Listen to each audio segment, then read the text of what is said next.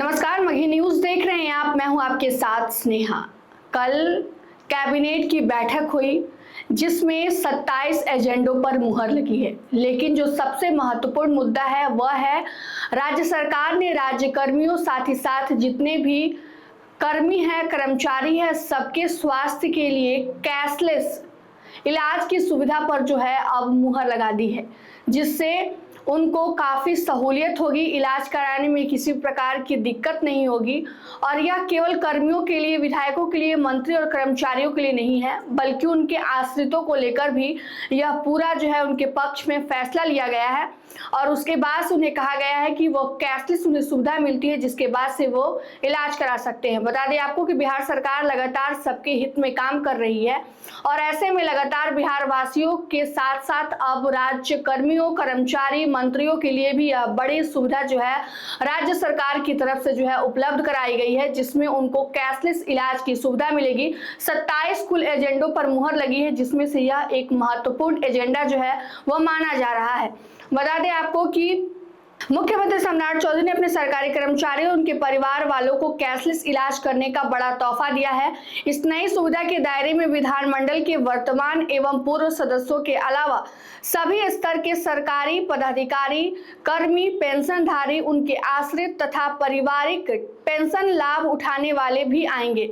इसमें अखिल भारतीय सेवा के सेवारत और सेवानिवृत्त पदाधिकारी तथा उनके आश्रित को भी शामिल किया गया है। मुख्यमंत्री की अध्यक्षता में बुधवार को ही कैबिनेट बैठक में कुल 27 एजेंडों पर मुहर लगी है। मंत्रिमंडल सचिवालय विभाग के अपर मुख्य सचिव अरविंद कुमार चौधरी ने सूचना भवन के सभागार में इस फैसले की जानकारी दी। अपर मुख्य सचिव ने कहा कि बिहार स्वास्थ्य योजना के अधीन किसी भी अस्पताल में भर्ती होकर इलाज कराने वालों को इसका लाभ मिलेगा। कैबिनेट की मुहर लगने के बाद स्वास्थ्य विभाग इससे संबंधित विस्तृत दिशा निर्देश जारी करेगा। इसके बाद ही स्पष्ट हो पाएगा कि कितनी राशि तक का इलाज मुफ्त होगा या मुफ्त इलाज की राशि में कोई सीमा नहीं होगी।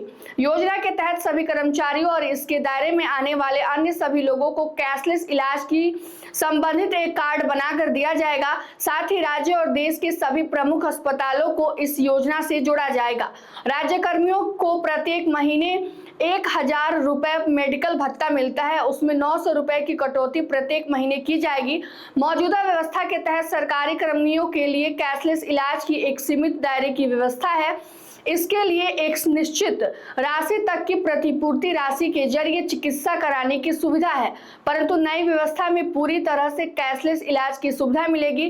कैबिनेट की बैठक में बिहार सचिवालय लिपिकीय 2026 के 3 संशोधन पर अनुमति मिली है। इसके तहत अब जितने भी राज्य कर्मी हैं, कर्मचारी हैं, मंत्री हैं, उनको अब कैशलेस इलाज की सुविधा जो है सरकार उपलब्ध कराएगी। इससे संबंधित जो भी नियम है उस पर हस्ताक्षर किए जाएंगे, जिसके बाद से यह दिशा निर्देश दे दिया जाएगा और यह बताया जाएगा कि इसके तहत आप लिमिट में रहकर एक सीमा के तहत रहकर इलाज करा सकते हैं या फिर इसमें कोई सीमा निर्धारित नहीं की जाएगी। जिसके बाद से राज्य कर्मियों, मंत्री और तमाम उन मंत्रियों के लिए जो है, कर्मचारियों के लिए यह बड़ा अवसर होगा, जिसमें वो कैशलेस सुविधा के तहत जो है अपना इलाज करा सकेंगे। तो बता दें आपको कि राज्य सरकार की तरफ से अपने कर्मचारियों के लिए, अपने अधिकारियों, अपने मंत्रियों के लिए यह एक बड़ा सुविधा है, जिससे उनको काफी सहूलियत मिलेगी। फिलहाल के इस खबर में इतना ही। तमाम अपडेट के लिए जुड़े रहिए हमसे और देखते रहिए मघी न्यूज। धन्यवाद।